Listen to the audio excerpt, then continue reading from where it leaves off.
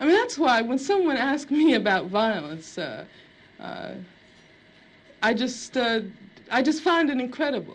Because what it means is that the person who's asking that question has absolutely no idea what black people have gone through, what black people have experienced in this country since the time the first black person was kidnapped from the shores of Africa. Please, please, please, I can't breathe.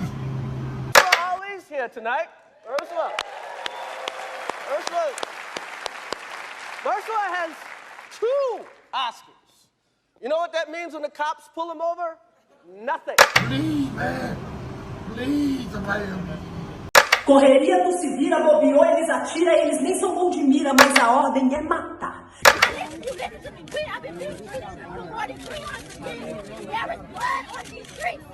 Why are we going to continue being peaceful when they are killing my brothers and sisters? We are being peaceful. We are on the grass.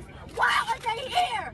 It is because of them why we're here, so why the fuck are they here, sir? Are you familiar with this?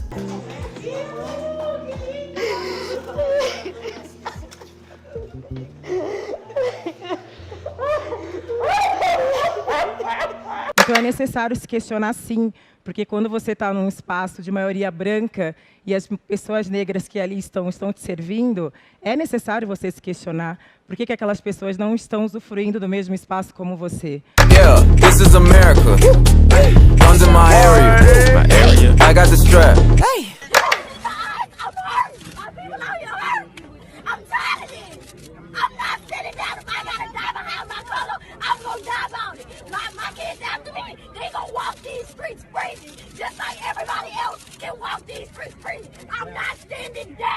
Are you familiar with this?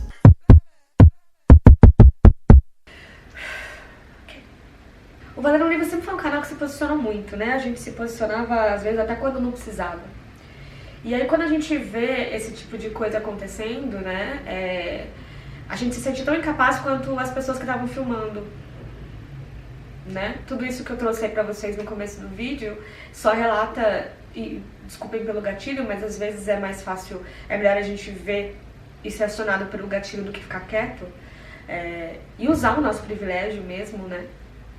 De conhecimento e de tudo pra fazer, porque como diria Angela Davis, agora vai ser muito mais doloroso a gente ficar quieto do que a gente fazer algo de fato, né? Ou como disse a Marielle Franco um dia antes de morrer, tipo, quantos mais vão precisar morrer, né?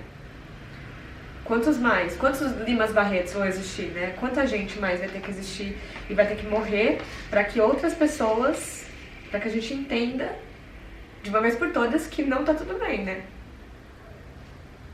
E quantos mais, né, precisam? Quanto mais disso precisa acontecer?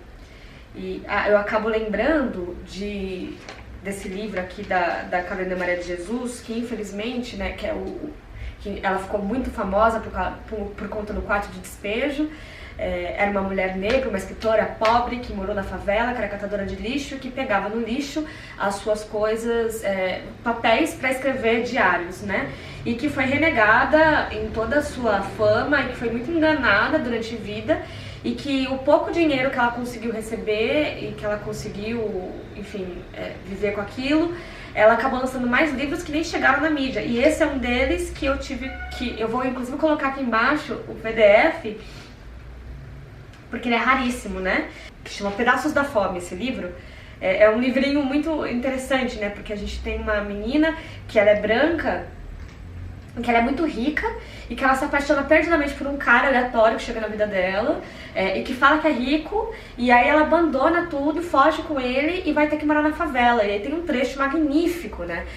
Depois de um tempo que ela tá morando na favela e que ela fica muito pobre, e que aí você tem nessa dicção, né, nesse retrato que a Carolina Maria de Jesus traz, né, uma coisa tão singela, tão bonita, que era o que ela via, porque ela já tinha trazido isso em Quarto de Despejo, né, que a favela é o quarto de despejo do mundo, e aí ela fala assim, né, olha que louco, né, um dos personagens fala assim: se Jesus voltar ao mundo, há de ficar horrorizada, por isso que ele não vem. Né? Então, assim, é por isso que eu tô aqui, pra falar E aí eu tava conversando com a Cidinha da Silva, que ela tem um vasto trabalho, uma vasta pesquisa sobre a literatura, sobre as artes, sobre como levar conhecimento para as pessoas e fazer com que isso chegue em cada vez mais gente, né? E aí a gente tem esse livro que é #Pare de Nos Matar, uma série de crônicas e uma série de histórias brasileiras que aconteceram aqui, de pessoas que foram mortas, inclusive, por exemplo, de um menino que foi morto e que teve ossos quebrados, que o corpo dele foi encontrado na Paulista e falaram que foi suicídio, sabe?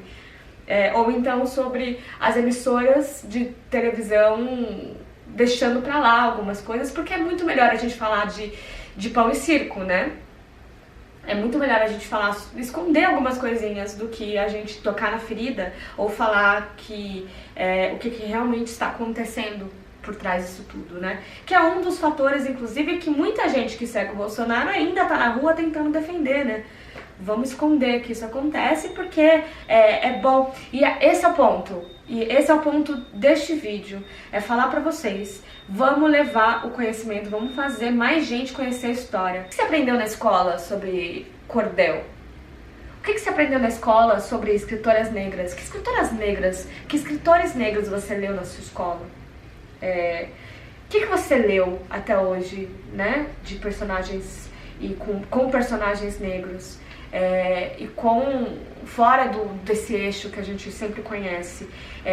Por exemplo, nesses cordéis, a Jareide Arraes, que também é uma escritora negra, ela traz histórias de personalidades de mulheres. Então a gente tem a Antonieta de Barros, tem Maria Firmina dos Seis, Laledena de Campos, a própria Carolina Maria de Jesus, a Qualtune, a Tia Ciata, tem vários outros aqui, né?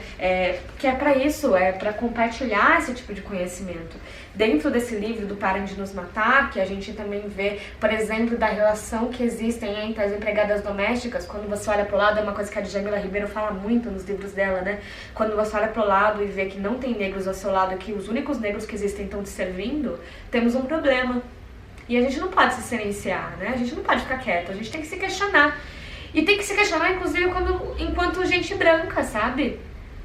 A gente tem que se questionar enquanto gente branca. Porque se a gente não se questionar, quem que vai compartilhar isso com mais gente? Para que a gente chegue, para que a gente não se cale, para que a gente se letre. Essa é a questão.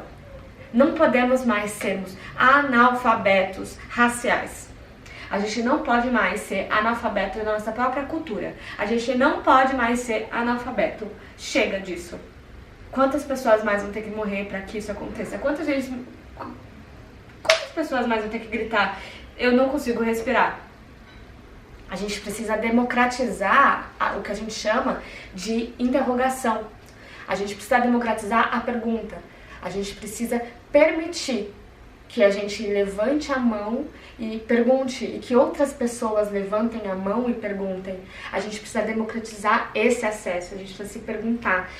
Nesse livro, né, da Cidinha, a gente precisa saber sobre o caso da Maju, a gente precisa acompanhar os discursos, as fotos dos artistas com suas empregadas domésticas negras, a gente precisa entender, a gente precisa cobrar.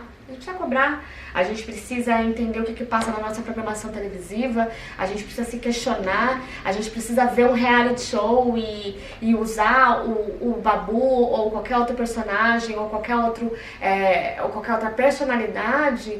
Para isso, a gente precisa fazer isso acontecer. Passou da hora, gente. Passou da hora. A gente tem que reagir. Tá? A gente tem que reagir. E como eu coloquei aí, não é reagir com violência que eu tô falando, né?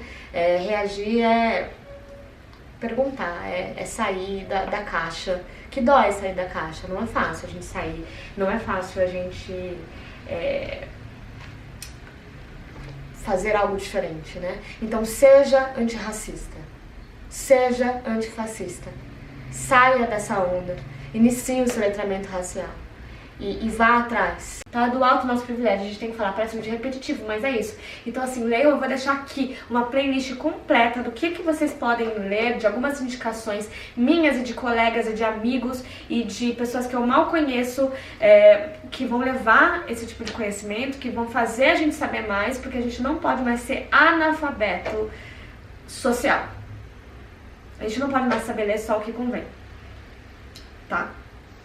E eu tava falando com a Cidinha, eu ainda tô me recuperando de uma cirurgia, me recuperando de várias crises. A Cidinha falou, você tá preparada pra falar sobre isso? Você tá preparada pra voltar a trabalhar? Eu falei, não, mas não dá também pra esperar, não consigo, não dá pra esperar. E aí ela disponibilizou 2 livros pra sorteio, a gente vai sortear esses 2 livros.